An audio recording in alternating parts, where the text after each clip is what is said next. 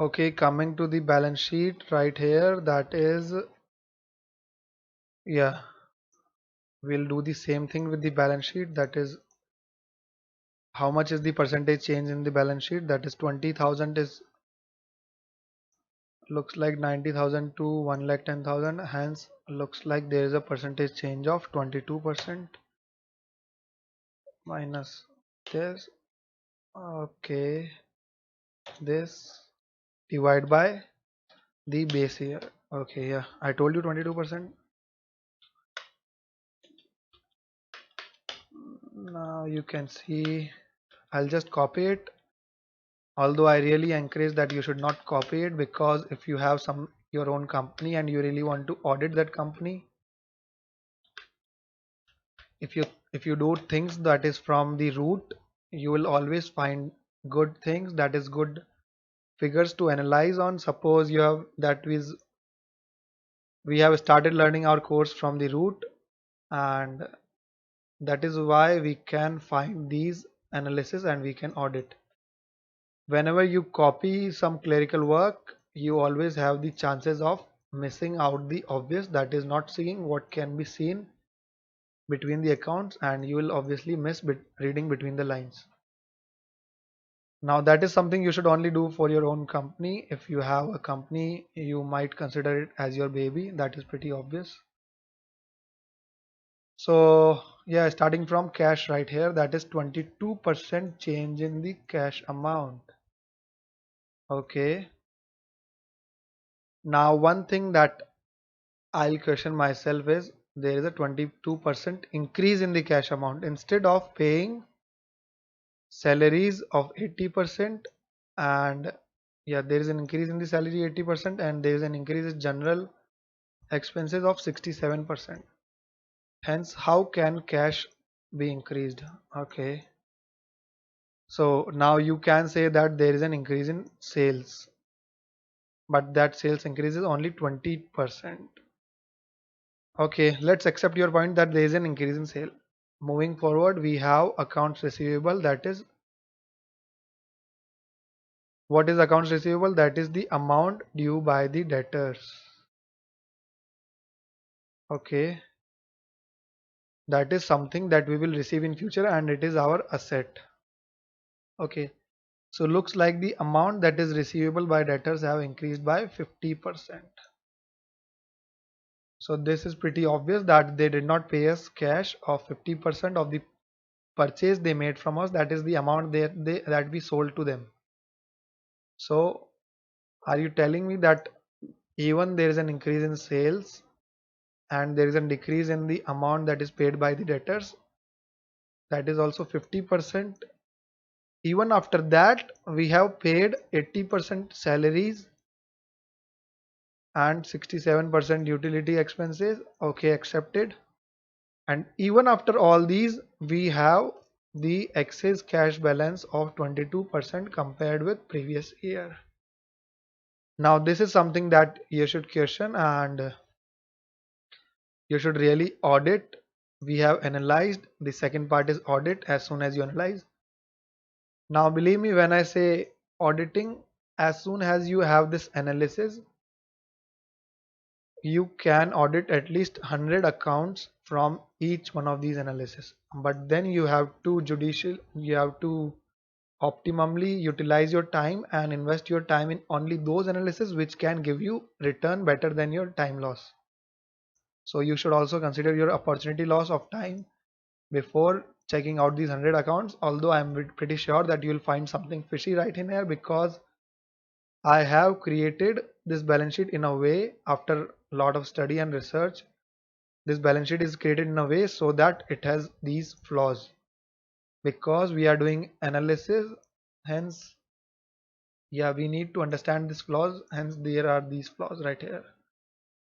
Okay, accounts receivable is 50% increase. So one thing that we also need to focus on is, that is, we should put some more employees in the recovery of debts.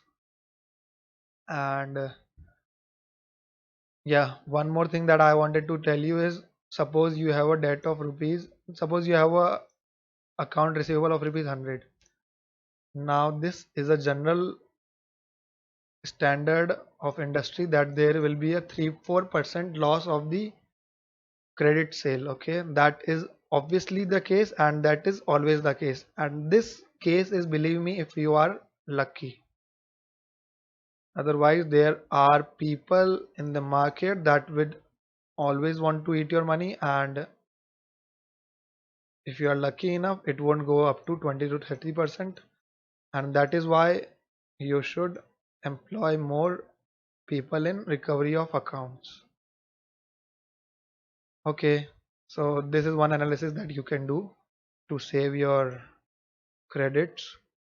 Inventory has increased 14%. Now if the sales has increased by 20%, why is the inventory increased? Because looks like we have made more purchase.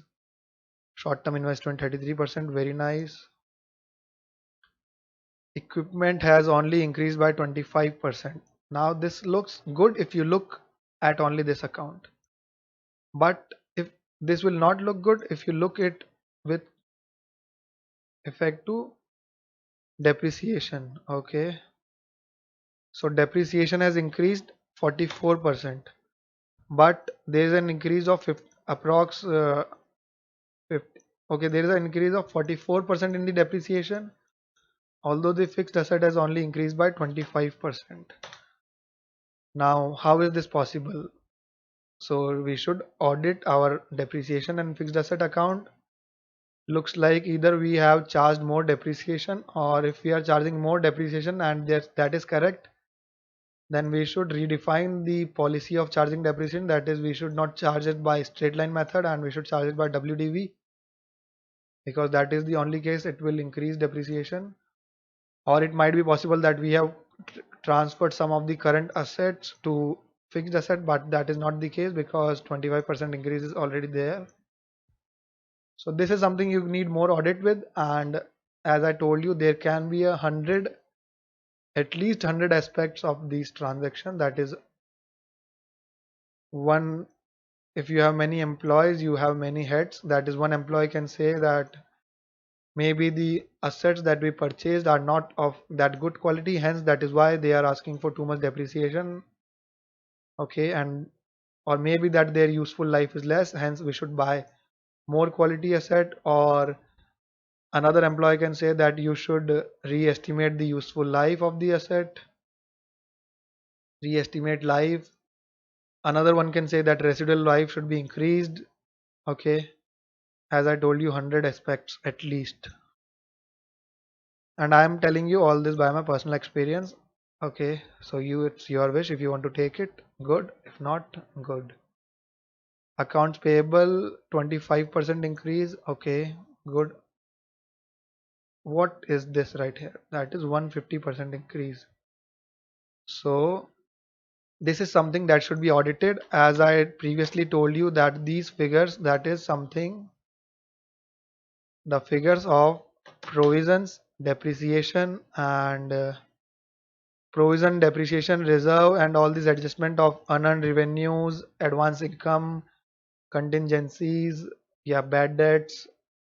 These are something that has every law has them covered, and every law has defined rules for them, but still these are something that is manipulated in almost every industry because of the words that are used in the law. That is the company policy, and company policy is totally biased on the judgment of the management or best estimate. Okay, best judgment they can say. Hence this is something where the most of the exploitation of accounts happen. So you should definitely check that there was a $10,000 unearned revenue in the previous year, if that is earned in the current year or not, and what is this revenue about, if this is something that should agree with the concept of conservatism. Okay, looks like there are, just as I told you, there are 100 aspects to these transactions, and that is why you can audit it in many ways, but it's your choice how do you want to apply your opportunity cost of time. Total current liabilities 43%. 70,000, 1 lakh, 30,000. Okay. Looks like current liabilities also increased. Hence, why is this cash? Okay. Yeah. Notes payable increased. Okay. Let it be. Total liabilities increased by 36%. Total asset increased by 25%. Common stock. Okay, 7% increase. Ending retained earnings, 33% increase. You should always check this column because this is a default shady column. Okay. Total stockholders equity. This column right here, this column can never be shady. It can be shady in deciding which shareholder should it give to or something, but it can never be shady in the terms of accounting because the laws of this column will attract penal provisions of jail, and the jail, that is the imprisonment of at least 3 figures years. Okay, so this is something that no one touches in, and yeah, but this is not something that we are studying, hence which I should not tell you this. So yeah, this is something how you can analyze this balance sheet. Now, as I told you, this balance sheet was created by me only. Obviously, I took help from the internet with the resources and understanding my research. But this balance sheet is meant to be a flow balance sheet so that we can analyze more. Now, next in line, we will analyze our own company, that is Beyond Milky Way or whatever the name of the company that you put, so that we can compare these figures with our own figures. Okay, and that is how trend analysis goes. And believe me, if you are a top level management, that is if you are Steve Jobs, okay, Steve Jobs in heaven, if you are Steve Jobs, you will only see these things in the balance sheet. Okay, now you won't have time to see this, you won't have time to say this. Obviously you can set a budget for this. You won't have time to say this, you will only say this, and you will ask questions to the management that why is this, why is this, why is this. But before you can even ask questions, you should know that what can be the corresponding effects, and